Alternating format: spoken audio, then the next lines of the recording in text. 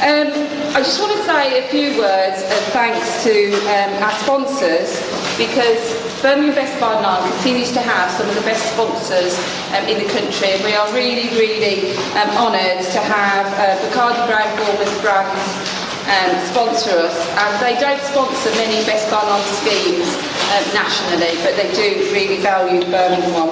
We've also got our local sponsors, forever supportive of us, Anthony Collins Solicitors, so thank you, colleagues that are here today. And we also can always rely on our City Centre Partnership colleagues, so thank you very much for that too. And last year and this year, I'm pleased to say we've also got sponsorship from the Birmingham Drug and Alcohol Action Team, so thanks Max and colleagues for that, very grateful. Partnership working is what Birmingham is about, and we have got phenomenal partners in Birmingham, and that includes the police, the fire service, the council, our elected members who've taken the time out today, Councillor Lyons and Councillor Eustace, to come and support us at the event, our staff who are formidable and brilliant, the British Beer Pub Association that support us, BII. It truly is a partnership approach, but the most important partners are the licensees and the pub trade themselves, so we're really grateful that you've taken time out of your busy diary today to come along, and hope that you will be spreading the message amongst your colleagues, because one of the things that we want to do is maintain Birmingham Best Buy 9 as not only the best in the country but the largest in the country, because our approach has been very much about Best Buy 9 is more than just the city centre, it's the city centre and some, and Birmingham we've got 4, 5 or 6 city centres. We're really, really lucky. So thank you to licensees. If there's anybody here who's got any influence with the brewery, can you please encourage your premises to participate and volunteer and get themselves accredited, because this year we really are hoping to top the 100 premises in the city accredited for Best Buy 9. So fingers crossed we can do that. I'd also encourage anybody who's here from a pub watch, if you haven't already got a pub watch set up, please set one up. They're a really good way of networking and sharing information, and we as the local authority and our statutory partners really engage strongly with pub watches, so we welcome that support. The other group of people I can't miss out, because again Birmingham is best. I think we've got the most business improvement districts in the country. Another couple have come online recently, and I'm really proud that we're actually launching Best Buy 9 today in the Arcadian, which is in Southside Business Improvement District, so well done for everybody who's worked so hard to get us to there. And I just want to put one final thanks to the Mono Bar for hosting the launch today. The beer and pub sector actually supports 1 million jobs in this country. Half of those employed in that sector are 18 to 24-year-olds. In the West Midlands alone, there's something like 100,000 jobs, depending on the sector. There's 90 breweries in the West Midlands. In terms of contribution to the economy, brewing and pubs are worth £2.5 billion in the West Midlands alone. I did have the Birmingham constituents, we're talking about in excess of 500 pubs, 10,000 jobs, and sort of half of those, once again, are under 25s.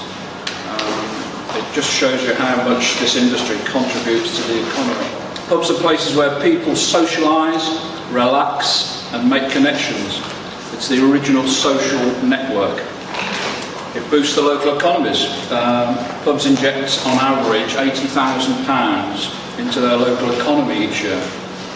And as you know, pubs host a variety of community events, live music, which all adds to the local culture. Above all, pubs are supervised drinking environments which actually promote responsible drinking. Customers want to socialise and enjoy alcohol in a safe, secure environment. On a venue's procedures, their security, staffing arrangements. So I mean, it shouldn't be a problem at all. Because the better the venue standards, the less there is any need for any enforcement action. And this scheme's all about raising standards to meet customer expectations. Certainly we'll be pushing our members to get behind the scheme. I'm from Monobar, my name's Omer. We won the Best Bar Done Awards last year, Best Independent Venue. And one of the things I thought when Andy first approached me, who's the director, came over to me and he called me up first and he was like, oh, we're going to enter the Best Bar Done Awards. And I was like, oh great, more work for me. But in the end, I think it was a great move. Not just because we won it, I think it gave us a chance to have a look at what we were currently doing, and as Richard mentioned before, do a health check on our business. Mainly looking at our procedures, where we were, what we were doing, and how to bring them up to date, especially with security and staff, training measures and so on. Later on, as we got closer to the date of the awards being announced and so on, it created a buzz inside our venue almost. Amongst the staff, people tagging people in pictures, saying, oh, can you vote for us, and the rest of it. To going on to say, to be basically winning the award, coming back with an award to Mono. As we see, we're a small independent venue to go up against some of the bigger people. And finally, just say thank you very much to Best Bar None. I think it's really helped us in where we are and what we're doing. And hopefully Mono's still going to be a great place for people to come, friendly and safe environment, come and have a great night out. So thank you, Best Bar None. Personally, I think the scheme's a really good scheme.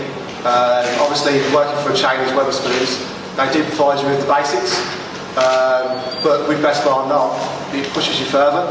So obviously, you're looking at things a lot more closely. With your risk assessments, it's all very site specific, which is really good. It's a really good move, and obviously Wetherspoons have embraced it too.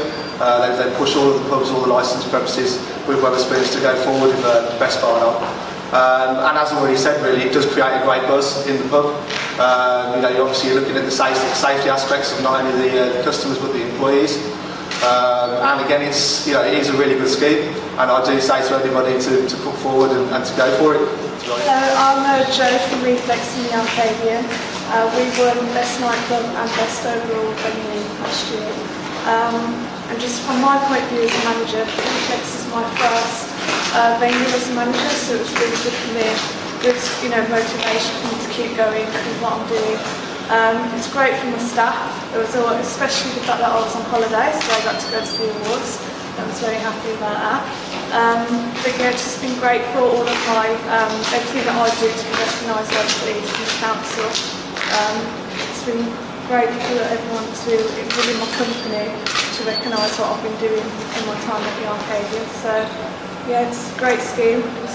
I just want to also say a big thank you to BRMB, who've been our media partner all the way from the very first Best Bar None, where they took a bit of a pump with us really, and to be fair, Adam put his neck on the block really by offering BRMB support. The other people I forgot to thank is the Community Safety Partnership, who've been absolutely phenomenal in promoting today, helping to get our branding right, and give us a little bit of money as well, so we're grateful for that, so thanks very much. But the key date for Birmingham Best Bar None 2012, but there is one number you need to remember.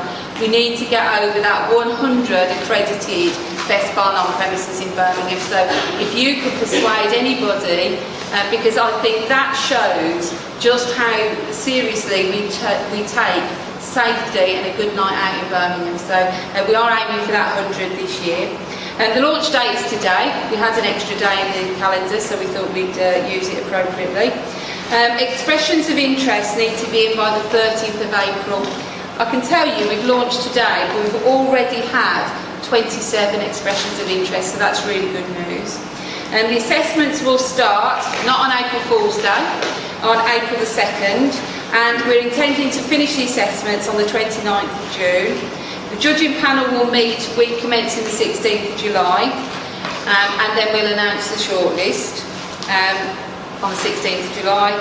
The Birmingham's Choice, sponsored by BRMB/Free Radio, that vote, the public vote, will be held between the 22nd of July and the 26th of August, and a date for everybody's diary, 1st of November, nice awards ceremony at the ICC, and let's hope everybody wins. Thanks very much.